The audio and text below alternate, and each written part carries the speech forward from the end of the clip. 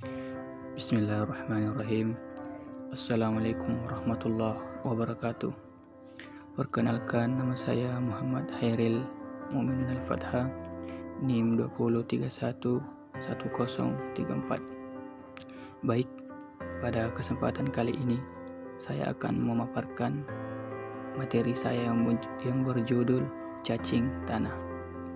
Cacing tanah adalah cacing berbentuk tabung dan tersegmentasi dalam filum Annelida. Mereka umumnya ditemukan hidup di tanah, memakan bahan organik, hidup dan mati. Sistem pencernaan berjalan melalui panjang tubuhnya. Cacing tanah melakukan respirasi melalui kulitnya. Manfaat cacing tanah: yang pertama, bidang kesehatan; yang kedua, vermikompos; dan yang ketiga adalah pupuk hayati tanah. Pertama, bidang kesehatan. Tepung cacing mempunyai asam amino paling lengkap yang dibutuhkan oleh tubuh. Enzim lumbrokinase menormalkan tekanan darah.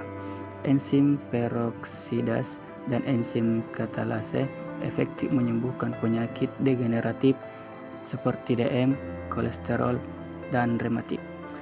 Enzim selulase dan lignase membantu memperbaiki pencernaan, gangguan lambung atau MA yang rusak. Asam arachnoida sebagai penurun suhu tubuh, mempunyai zat penghambat kuman.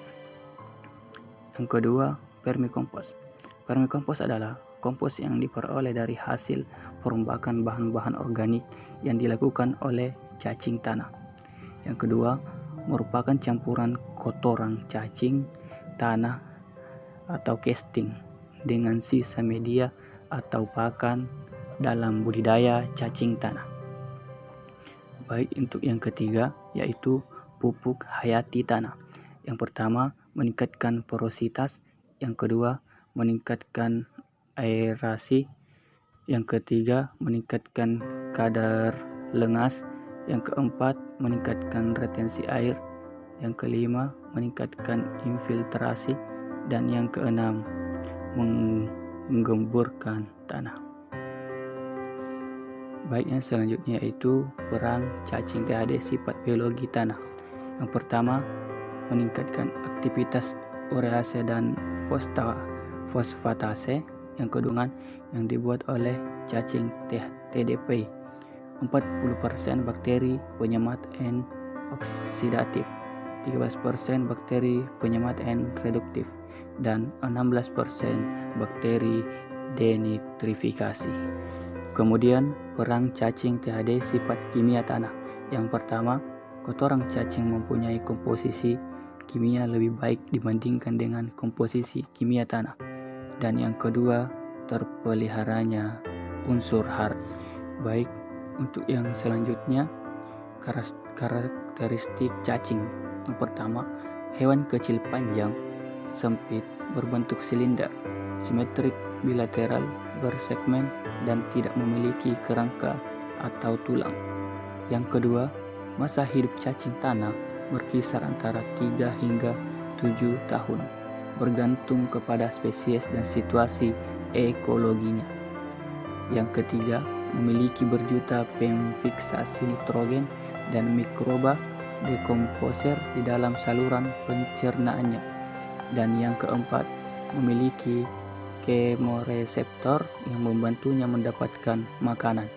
Tubuhnya mengandung 60% protein, 70 hingga 80% dari bahan kering adalah protein berkualitas tinggi yang kaya akan asam amino, lisin, 14% lemak, 14% karbohidrat, dan 3% abu.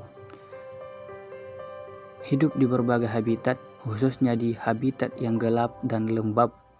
Selanjutnya, bertoleransi pada kisaran temperatur 5 derajat Celcius hingga 29 derajat Celcius.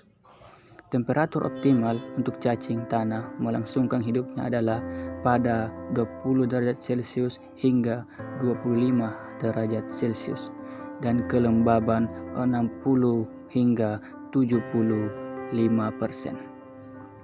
Baik, untuk yang selanjutnya yaitu reproduksi. Yang pertama, menggandakan jumlahnya setiap 60 sampai 70 hari. Yang kedua, kondisi lingkungan yang optimal, cacing tanah dapat melipat gandakan jumlahnya menjadi 28 atau 256 ekor cacing setiap 6 bulan dari satu individu cacing. Yang ketiga, setiap 256 ekor cacing yang dihasilkan tersebut melipat gandakan kembali jumlahnya pada proporsi yang serupa hingga menghasilkan biomasa cacing yang sangat besar dalam jangka waktu yang pendek. Baik yang terakhir atau yang keempat, total siklus hidup cacing tanah berkisar selama 220 hari. Mereka memproduksi 300 hingga 400 keturunan dalam satu siklus hidupnya. Baik, sekian pada pembahasan saya kali ini. Kurang dan lebihnya mohon dimaafkan. Wabillahi taufiq wal hidayah. Assalamualaikum warahmatullahi wabarakatuh.